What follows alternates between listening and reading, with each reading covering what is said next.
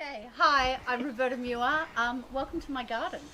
Shortly we're going to take you upstairs to my kitchen, but I thought we'd start down here in the garden and have a chat with my friend Galletto about traditional Italian food.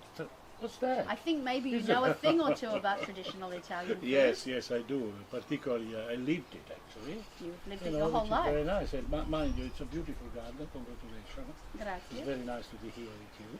We've had some fun in this garden. We've had some good meals around this some table. beautiful meals and lovely people around. So what do we think we need to tell our guests about traditional Italian food? What's the important fundamentals of traditional Italian? Well, first of all, it's about simplicity, about seasonality, and respect for the ingredients. Usually, I mean, it took centuries to perfect the Italian traditional food, even with all the invasion of other cultures that influenced with the kitchen. So during that time, it became more regional because different regions were influenced by different cultures. Right. Yes, the south, the north.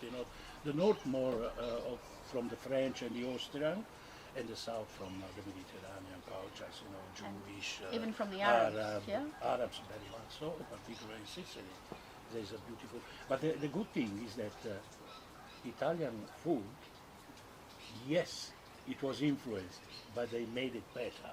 Of course they did. Things I like, agree. You won't get an argument from me. Even things like the fregola, which is couscous. Yes. But it's so much better. Come on. When you toast it, of course it's so much better. So then there was one big influence that came in that affected the whole of Italy, and I'm thinking about the ingredients that came from the New World.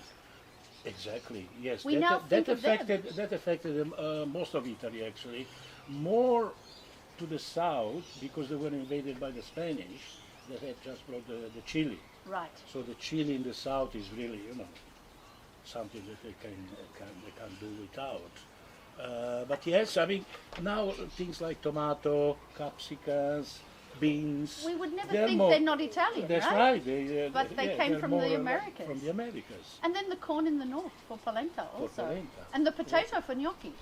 So throughout the whole of the boot, That's right, all of those New World. Unfortunately, I must admit that the gnocchi was actually an Austrian dish. Shh, we won't tell them that.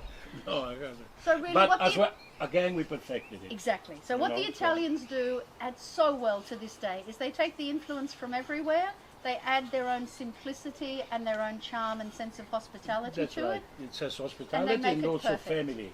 They have in common, all the regions have in common the love of family, the respect for the produce and the seasonality.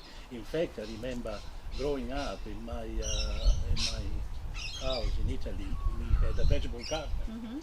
And I remember my mother and my father, when they were picking something from the vegetable garden, they were treating it like a precious thing, Nothing like was exactly respect. Respect, yes. And then, for me, the memories that I have for growing up like that are really wonderful. I remember even being helpful in picking them up. I said, "Be careful! That's a beautiful one. Don't touch it." Things like that.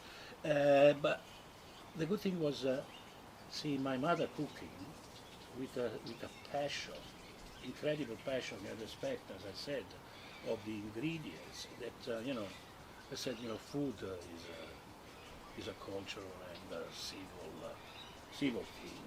That's the most civilizing factor. I think so. The art of the table. The art of the table. And it doesn't have to be fancy. It just has to be shared. All. Exactly. So that's what we're going to focus on. That's the beauty about it, sharing. Bringing beautiful food, cooking together, eating together, drinking together. Drinking together. Lucio, celebrating friendship.